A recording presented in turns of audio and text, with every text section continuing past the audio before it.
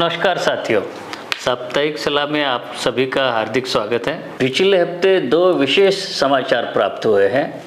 एक नकली दवाइयों से जुड़ा हुआ है, विशेष रूप से फंजीसाइड।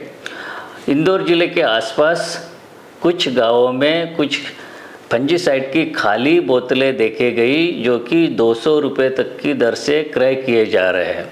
और आशंका ये है कि इन्हीं डिब्बों में कुछ नकली दवाइयाँ भरकर पुनः बेची जाएगी।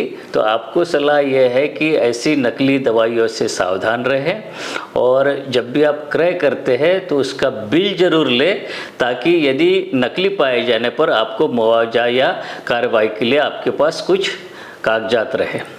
दूसरी बात, पिछले सप्ताह ही सोयाबीन की फसल में कई क्षेत्रों में फफूंदजनित बीमारियां, विशेषकर राइजोक्टोनिया एरियल ब्लाइट और एंथ्रैक्नोज, ये दोनों का भयंकर मात्रा में प्रकोप देखे जा रहे हैं। हमें समाचार प्राप्त है, फोटो प्राप्त है। तो इसके नियंत्रण के बारे में इस साप्ताहिक सलाह में जानकारी दी गई। कृपया उसको देखें, अपनाएं और नुकसान होने से बचें। साथियों, अभी वर्तमान परिदृश्य यह है कि हमारी फसल कई सारे क्षेत्रों में 50 से लेकर 65 दिन तक पूर्ण कर लिए हैं और कई क्षेत्र में जो हमारी फसल में फूल लगे हैं और दाने भरने की अवस्था देखी गई है। और इस स्थिति में सबसे पहले बात आती है कि कई जगह पे देखा गया कि सोयाबीन की फलियां कट कट के गिरी हुई दिख रही है। कुछ यूट्यूब पे कुछ जानकारी दी जा रही कि किसी और कीड़े के कारण या मामा गाय या और कोई संभावना दर्शाई जा रही है, लेकिन जो प्रथम दृष्टया लगता है कि ये चूहे के द्वारा प्रकोप हो रहा है।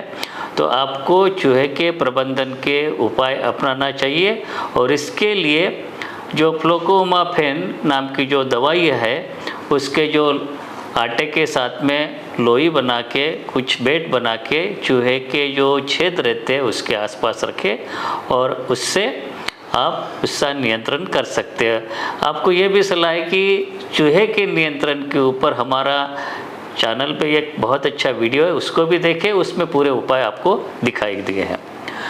अब बात करते हैं फलियों की।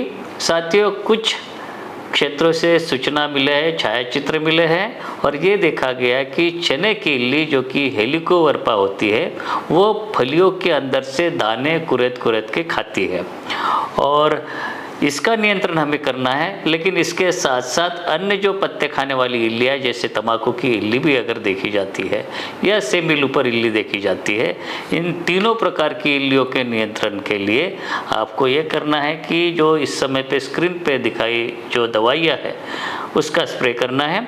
इसमें शामिल है इंडोक्साकार, फ्लूबेंडामाइड, टेट्रानिलिप्रोल, नोवाल्यूरॉन प्लस इंडोक्साकार ये पूर्व मिश्रित है, या क्लोरेंट्रानिलिप्रोल है, इमामेक्टिन बेंजोएट, फ्लूबेंडामाइड का दूसरा एक फॉर्मुलेशन है, स्माइनोटेरम है, या लैम्बडा साइलोथ्रिन के साथ में क्लोरेंट्रानिलिप्रोल का कॉम्बिनेशन है।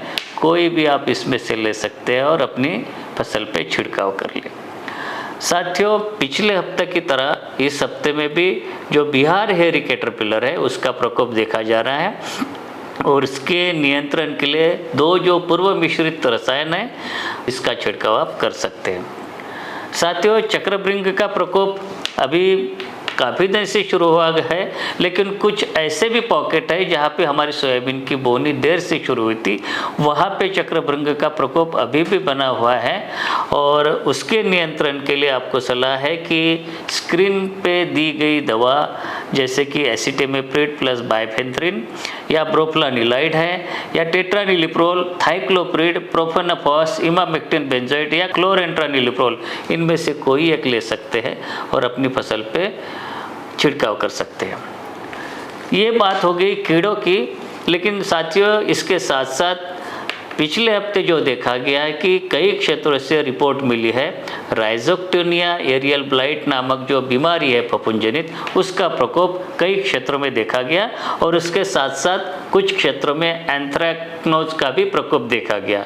दोनों प्रकार की फफूंदजनित बीमारियों को नियंत्रित करने के लिए आपको सलाह ये है कि त्वरित फसल पर टेबुकोनाजोल या टेबुकोनाजोल प्लस सल्फर या कार्बेंडिजिम प्लस मैंकोजेब या पिकोक्सीस्ट्रोबिन या फ्लुक्सापायरोक्साड प्लस पायरोक्लोस्ट्रोबिन या पायरोक्लोस्ट्रोबिन प्लस इपिक्साकोनाजोल, ऐसे जितने भी सोयाबीन के ऊपर अनुशंसित फफूंदनाशक है इनमें से कोई आप लेकर पर्याप्त पानी की मात्रा के साथ अपनी फसल पे छिड़काव कर लें। साथियों, कुछ क्षेत्रों में पीली मोज़ेक वायरस का प्रकोप बना हुआ है और आपको सलाह यह है कि इसकी जो वाहक कीट है सफ़ेद मक्खी, उसके नियंत्रण के लिए जो कॉम्बिनेशन दवाइयाँ हैं उनमें से किसी एक लेके आप छिड़काव कर ले।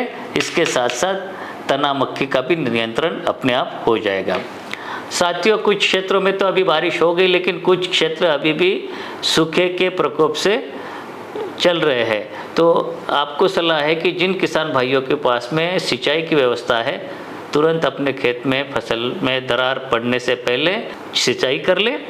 और अंतिम बात करेंगे कि बीज उत्पादन करने वाले किसानों के लिए ये अंतिम मौका है, अपने खेत में जो दूसरे किस्मों के पौधे हैं उसको निकाल के अपने खेत से बाहर कर दे, ताकि आपका जो बीज बनेगा वो प्योर रहेगा और एक ही किस्म का रहेगा।